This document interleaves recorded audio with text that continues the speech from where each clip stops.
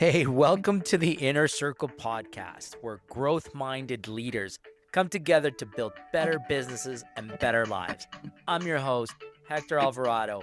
Here, we don't do theory, we share real lessons, real systems, and real strategies you can use right away. This is a community for people committed to growth, impact, and supporting each other on the journey. You're in the right room, my friends. Let's get started.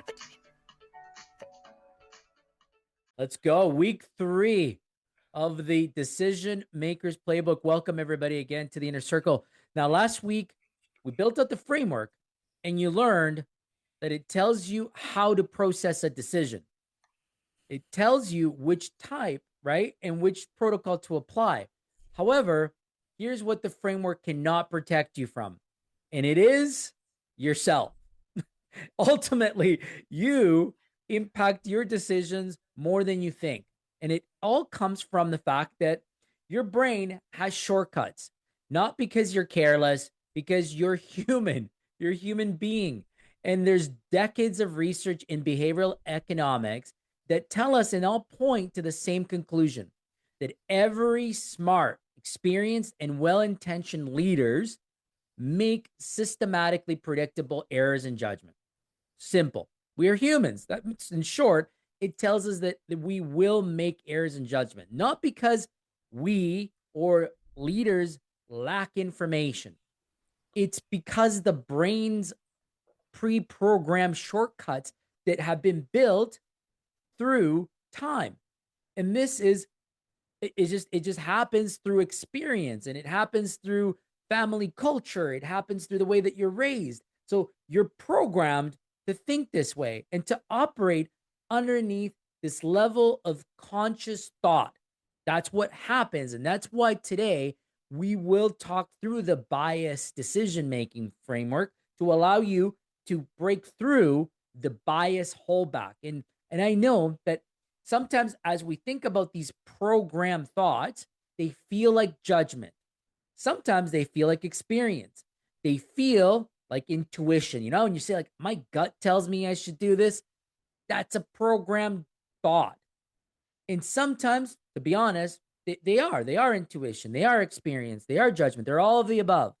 But sometimes they are a true bias in a performance suit, looking exactly like wisdom and costing you a mistake, a big mistake sometimes. And so 3 things before we get into the biases, okay? First, biases are not character flaws. I want to make sure that we understand that. They are just programmed shortcuts that the brain has developed for speed and survival. This is not a character flaw. This is centuries, okay, of DNA evolution, through history that it's been passed down through you. It is built in us, okay? In modern business decisions, some of those shortcuts produce systematic errors. Second is awareness alone does not eliminate bias. Knowing about confirmation bias does not prevent it. Just because you know about it doesn't mean that you're going to override it. There has to be an override technique that actually interrupts it, especially in the moment when you're in it to make decisions, right? You need to have the ability to check yourself for all intents and purposes. Third, every leader has a dominant pattern, and they're unique to you, okay? Not all 6 biases that we're going to cover today hit equally for you. But today, we are going to identify which one or 2 are most likely to show up in your decision-making process and help you build a system to catch them before they actually cost you and impact you negatively. Okay? Ready to go? Okay, let's go. All right. Now, you cannot think your way out of a bias of a bias in the moment. You can only build a system that catches it before it lands. The system in which you're building, it starts today. And I can tell you that from experience and now going through this research, man, these 6 biases that I've learned about, and they hit home for me quite deep in one in particularly. So it really helped to show me which one is my automatic landing spot. So which we'll ask you later to see which one is yours. So pay attention, because when Alan goes around the room later, we're going to ask you to tell us what your strong bias is. Not what you learned, not what you liked. I want to hear what your strong bias is today. Okay. Now, I'm going to walk you through each one of them one by one. And after each one, I want you to just think about it. Maybe rate yourself if you want. You know, there's a worksheet in the tutorial that's in the group. So you can always, go back and follow along with the worksheet. But today we're doing it live. So just rate yourself from the one that's strong. There's 6 of them. So name the strongest one, number 5, and the least, number 6. Okay. And I want you to use this so that it can help you show you which is your most strongest lean to help you make honest decisions later on. So be honest with yourself. Do not be aspirational. Do not go in this with the wishful thinking. Like, be real. Okay. Be honest with yourself. Bias number 1. This is the confirmation bias. You find what you're looking for and you stick to it. Confirmation bias is the tendency to seek, interpret, and remember information in a way that confirms what you already believe, while discounting evidence that contradicts it. You unconsciously build the case for the conclusion you already want to reach. So basically, you've already made up your mind based on what you believe it to be true. Okay? What it sounds like in real action. Everyone that I talked to agreed this was the right move, while the data clearly supports what we plan to do is not exactly right. I just have a feeling that this is right, and everything I'm seeing backs it up. You've heard this before. You've experienced it. Someone that comes to you, or even yourself, if you're like, the data tells me it's right. I'm talking to everybody. They all say I should do it. Right? Now, the override or the check-in is assign a devil's advocate before gathering input. Make it their job so that they are in there building the strongest possible case against your current position. Essentially, have someone that checks your point from a different view, different lens. Listen to them first. You're not looking for reasons to proceed. You are looking for reasons to reconsider. Essentially, having that other view is super important. Bias number 2. This is the sunk cost bias. And you keep paying for past decisions because you justify it. The sunk cost bias is the tendency to continue investing in a decision, strategy, or relationship because of the time, money, or effort that you've already spent, rather than evaluating based on future value. Who's heard the term that you keep putting bad money into good or good money into bad? Like, that is a term that I've heard quite often. And it's like, you're right. Maybe I should stop putting good money into bad and walk away, or know when to walk away. Okay. The past investment becomes the justification for the current decision. And what it sounds like is the following. We have already put 6 months into this. We cannot stop now. We've spent too much on this vendor to switch. Oh man, I've heard that one. I know it is not working, but we have invested too much to walk away. I've heard that one so many times too. Generally, when it comes to vendors and people, sometimes systems, but systems is generally not as common, but people and vendors, a lot. Now, here's the override. Remove the history from the evaluation. Ask, honestly, if we were making this decision for the first time today with no prior investment, what would I do? What would we do? The answer to that question is the right call.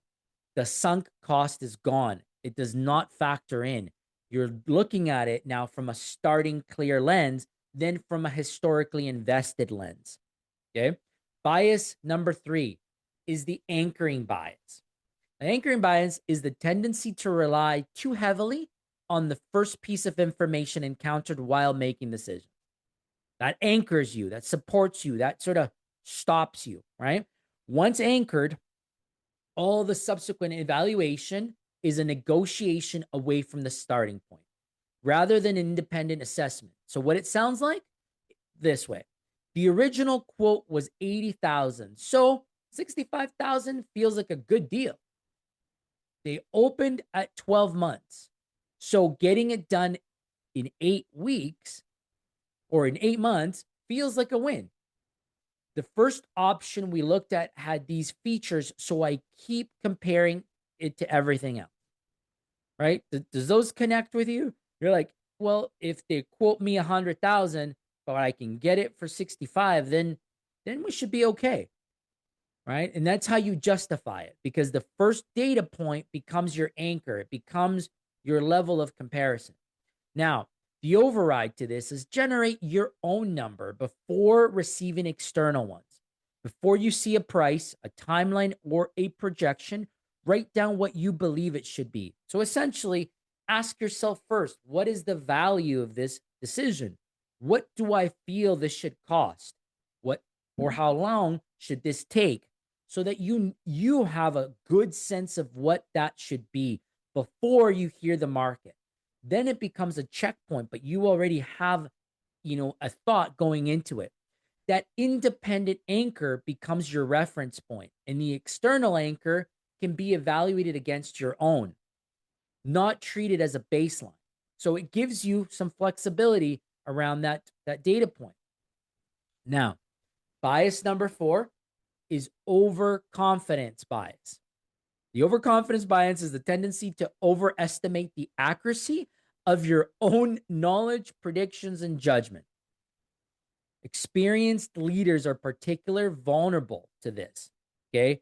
The tenure in which you've done something sometimes becomes your biggest enemy because past success creates a narrative of pattern recognition that may not apply to current conditions. So this is what it looks like. I've seen this before. I know how it plays out. I do not need more data. I got it. I know this market.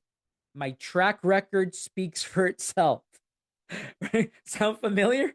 The overconfidence one? I know this one hit home for me. So I know how this one can be. Now, the override is force a pre-mortem. Before committing, ask a team, ask a group. It is 12 months from now, and this decision failed spectacularly. What went wrong? Let people answer freely without defensiveness. The answer tells you what the overconfidence is hiding. If you cannot name 3 credible failure scenarios, you have not stress test this call. Essentially, like before you do a post-mortem, do a pre-mortem. Bring the group in. Be like, guys, we're looking to do this.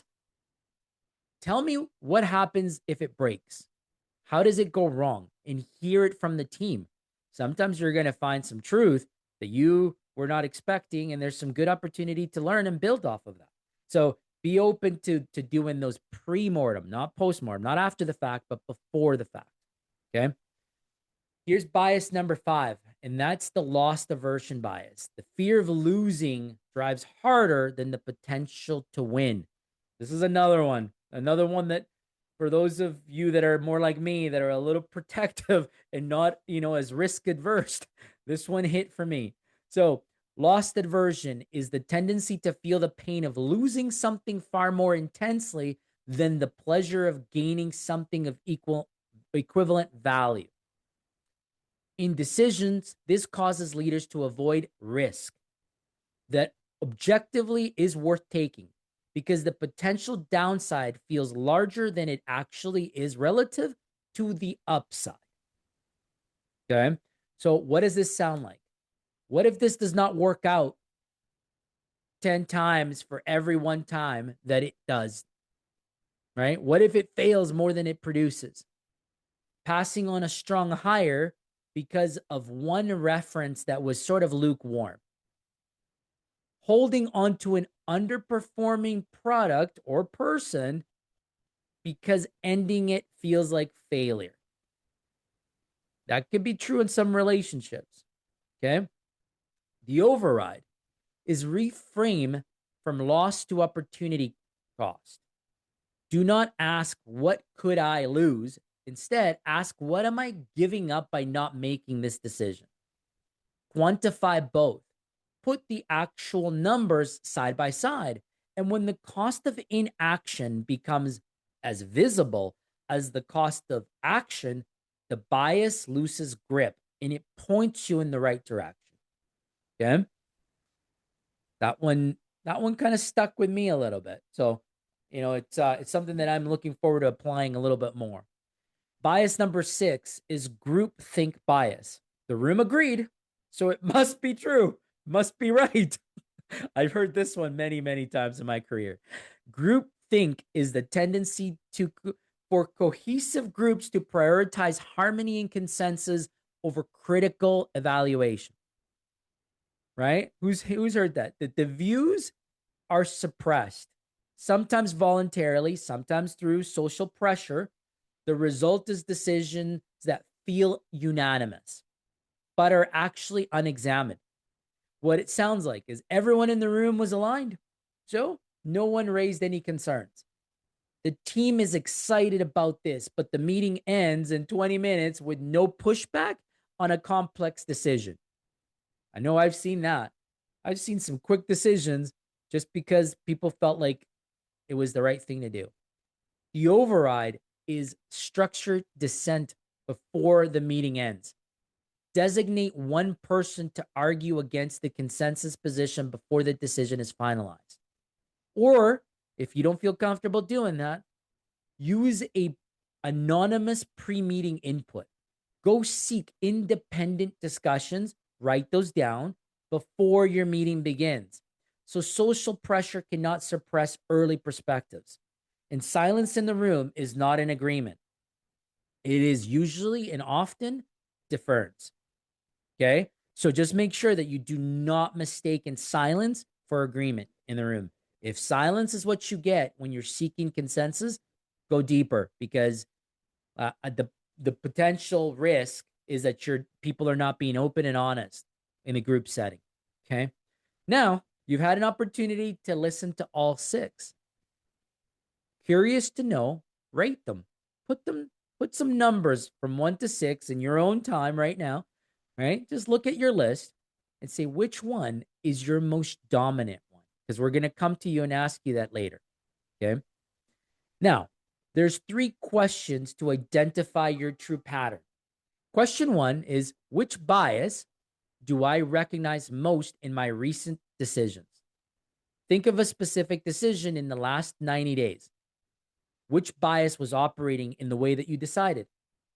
Question 2, which bias am I most likely to miss in the moment? Think of that question again. Which bias am I most likely to miss in the moment? Not the one that I know about. The one that operates below your awareness. Which one becomes almost like when you're an autopilot. Okay? And question 3 is, which bias has cost me the most over the last 2 years? Not the one that you're embarrassed about, the one with the clearest price tag, the one that you feel the pain point that cost you the most. Just do that for a minute. Okay? Look through your list. Once you've done a good run through, I want you to estimate the cost. Think of one specific decision in the last 2 years where your dominant bias was clearly operating, and what did it cost you? Financially, in time, in a relationship, maybe in an opportunity? Can you quantify a number to that experience? Write that down. Put it on your sheet of paper, because that number is what a bias looks like in a P&L if you were thinking of yourself as a business. Okay? Now, again, we have a checklist in the community worksheet that you can go and write all this down, and you're able to, make it all work for yourself in a format that'll help point it all out for you. But again, today we're live, so we're not going to go through all that. Just pointing you to the worksheet and into the community. They're there for you to use them. Okay? I'm going to take you through a case study. It's a wholesale distribution company, 44 employees, $6.8 million in revenue. So fairly sized, good company. The owner launched a new product line 18 months prior. In months 1 through 6, they were slower than projected, but showing promise. Month 7, margins started to compress, and the demand was not growing as expected. Months 9 onward, every internal review showed declining performance, and every review ended with the same decision: continue investing, double down, continue this pattern. Two biases were clearly operating in this scenario in combination. First, the sunk cost, $340,000 invested. So not like cheap money. This was significant. And the justification for every subsequent decision was protecting that initial investment, not evaluating what the next dollar would be in a return. $340,000 was gone regardless. Like, that's already spent. So it's done. It's over. But the decision should have been about the future, not about the past, because you couldn't really affect it all that much now. And confirmation was the second bias. Every review focused on the metrics that showed potential. A few strong months, a couple large orders, the data showing structural margin compression was consequently reframed as temporary or a market timing issue, but not clearly identified as a source of truth. The owner only consulted advisors who had previously supported the launch, so the information was going to be from a one-way street. And every conversation became more evidence for what he already wanted to believe it to be true. The turning point didn't actually happen until a new operations director who joined and requested a clean slate financial review with no prior context joined the organization. And her conclusion in 1 week was that this product line will never reach target margin. The cost structure is wrong for the market, she said, and she had no sunk bias because she wasn't part of the tenure, and she had no confirmation history. All she saw what was in front of her. And what she saw clearly was 18 months of investment that had obstructed everybody else. So after looking through all this, $180,000 in annual operating overhead freed up when they canceled it. They pivoted quickly, and the sales team then was allowed to refocus on its core lines. Revenue up 14% in the following few months. The owner's reflection that he shared was, I knew by month 9. Afterwards, after reviewing it, he said, man, I knew it. I kept finding reasons not to decide, though. The biases did not create a bad product line. They prevented a good leader from making a correct decision for 9 months after. The cost was not the product line. Again, the cost was in the 9 months.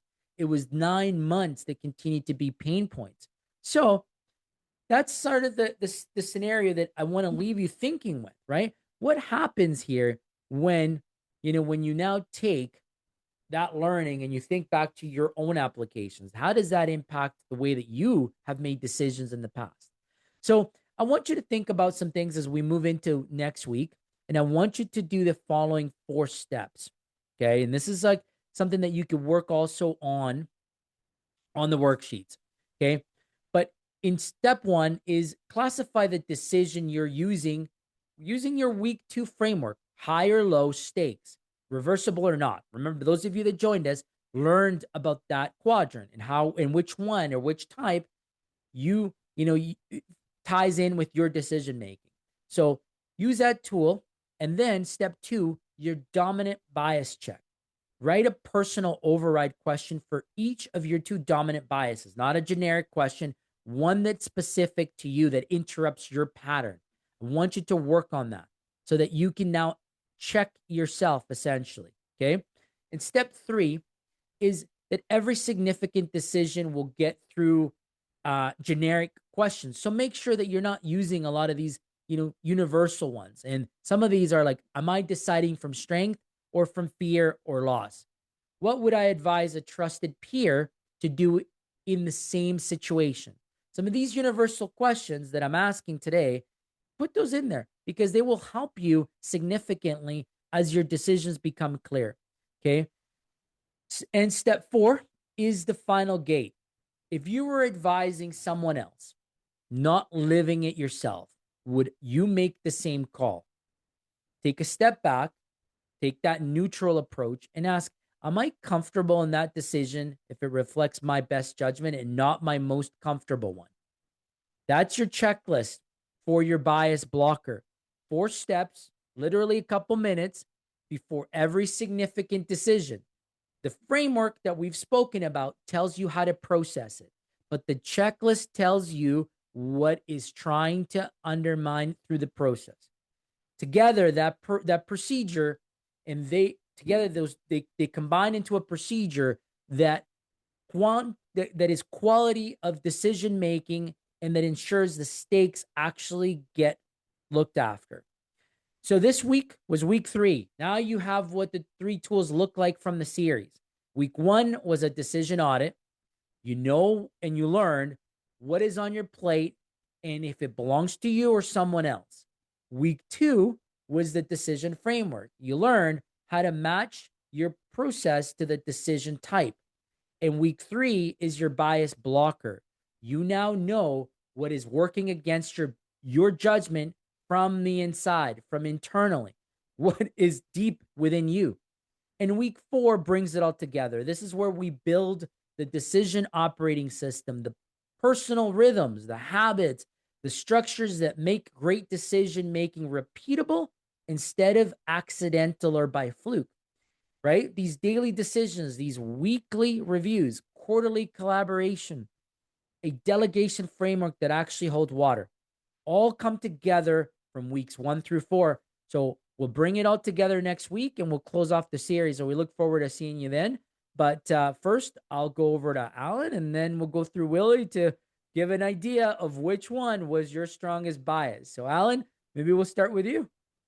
Wow, good stuff, man. Good stuff. You know, one of the things I've learning, learned Yeah. in the last 2 weeks and learning is that I have room for improvement on my decision making.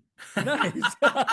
Well, we all And do, Al. We're human. yeah, we all do, but I used to I'd pride myself as one of the things that I really carried with me for a lot of years was I really prided myself on my capacity and my ability to make good decisions. At least that's what I thought. And Mm. I guess that was a bias there. Uh, but I really took last week's lesson quite seriously and I dove into the lesson. I was forced into making some decisions the last week that I didn't want to make, Oh, yeah. some not work related decisions, but some personal Mm.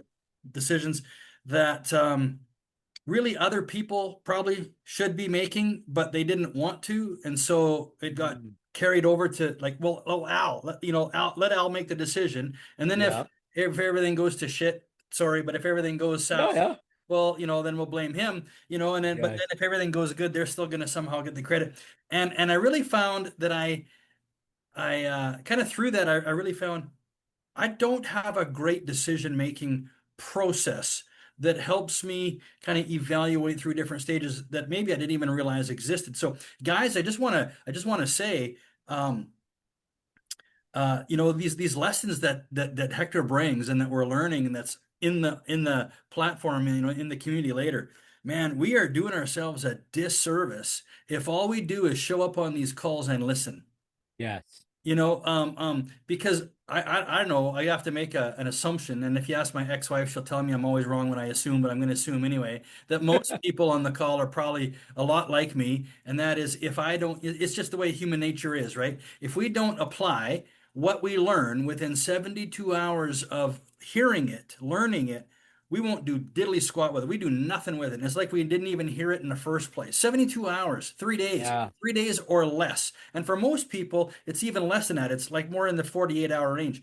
And I really hope that we're doing something with the knowledge that Hector brings to this room and to this community. And then, the team puts the effort into putting on the community. It has really brought some major things to light, especially around decision making for me this week. And I couldn't dare make a bad decision because people's lives were actually Ooh. at risk, because Yeah, decisions. absolutely. I had a death in the family Oh, last week. man.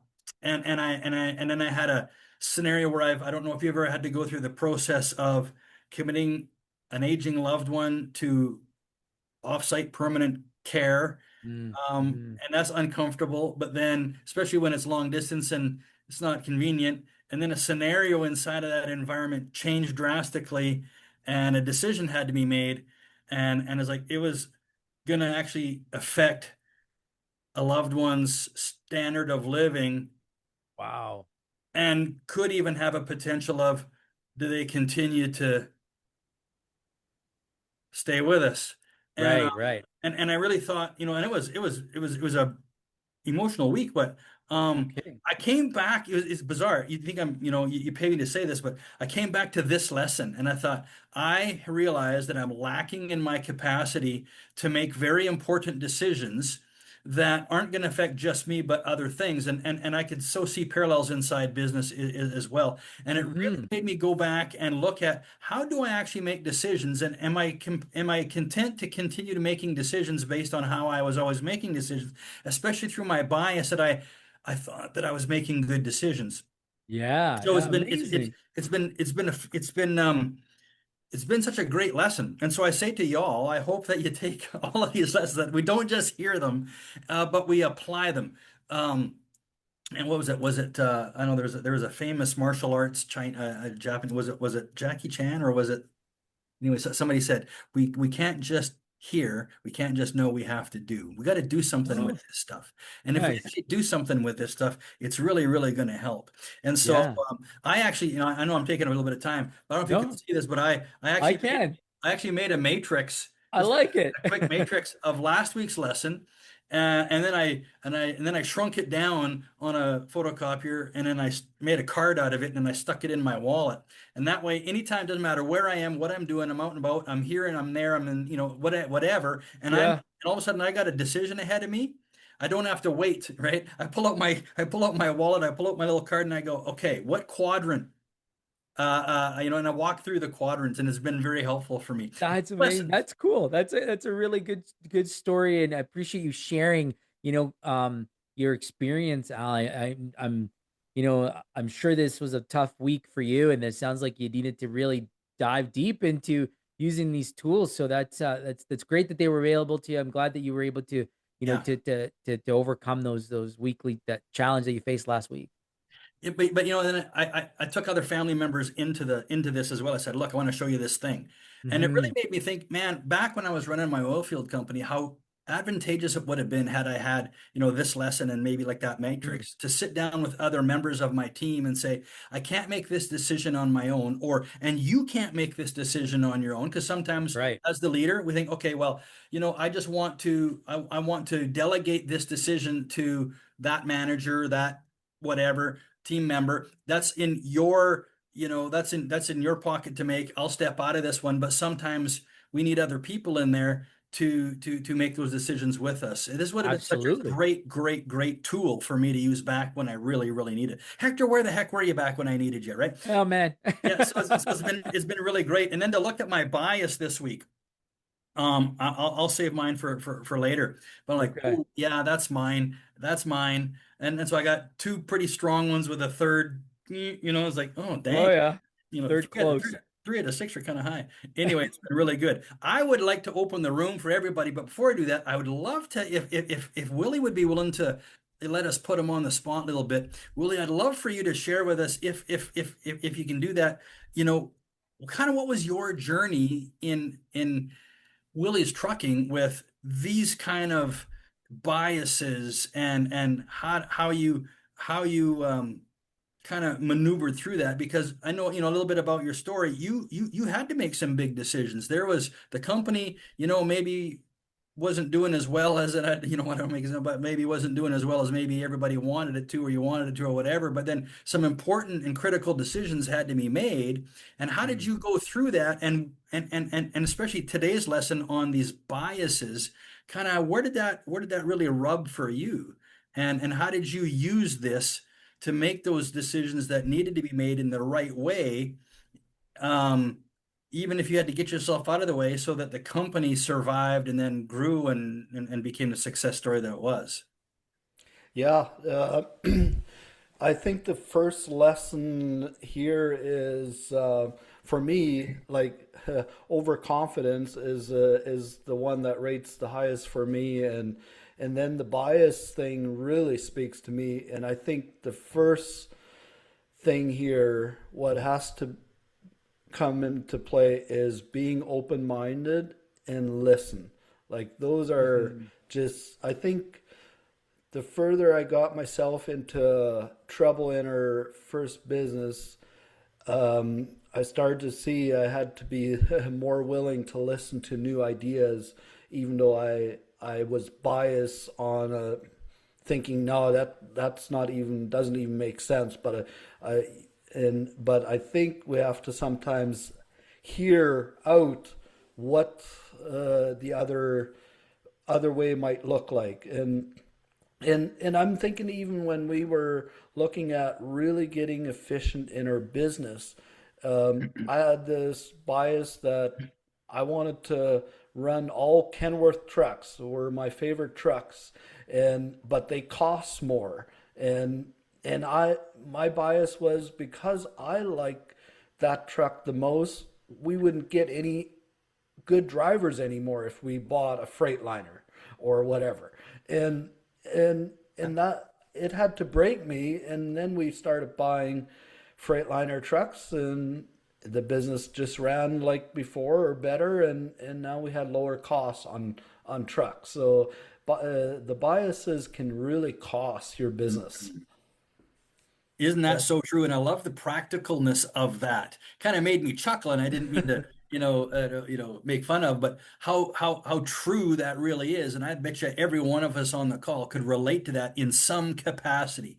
Oh, my favorite truck was, I did that back when I was buying fleets of trucks in the oil field. Like, yeah, my daddy raised me to be a Ford guy, and so I wouldn't even look at anything else. I just bought all Fords, whether they were in the shop all the time or whatever, right? And and Yeah, and I had to be the guy that had the best equipment in the field. Had to be the guy that had the best equipment. I wasn't going to put up with second-rate equipment. That cost me a lot of money, and that cost the company a lot of things that different decisions would have, maybe had better outcomes. So I appreciate that very much. It's very practical for us. Yeah. Yeah, and for an example, there again, never thought we would go to just day cab trucks versus sleeper trucks, and then we went to all day cabs on the highway, and but we positioned those trucks where the drivers were home every night. So, but there again, we saved ourselves money again on that move.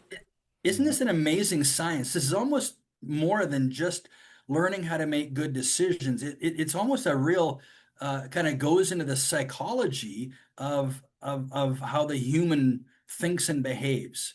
Mhm. This is almost more of a deep psychology than just surface decision making, but how it affects everything, right? And then how it affects the bottom line in business. And Yeah. not only the profitability, say, of an organization, but it can affect culture in an organization, Oh huge. yeah. Absolutely. And it's going to affect how you hire and who you keep and it can affect every level of everything in a business. Amazing. nice. Yeah, it truly Yeah. is. So it's such an important lesson. I hope we do the homework on this. I really hope we all go in and into the community and work on this. It's so great. That's a wrap for today's episode of The Inner Circle. If something in today's conversation resonated, inspired you, or gave you a breakthrough, please share it with someone you care about. The right idea at the right time can change someone's business and their life. So make sure you follow the show, leave a review, and stay connected with us because this community is built on relationships, real support, and real growth together. Remember that clarity means nothing without action. So choose one insight from today, put it into motion this week, and notice the shift. Thank you for being part of this journey, for showing up for your growth, and for being part of the Inner Circle community. See you in the next episode, and let's keep growing together.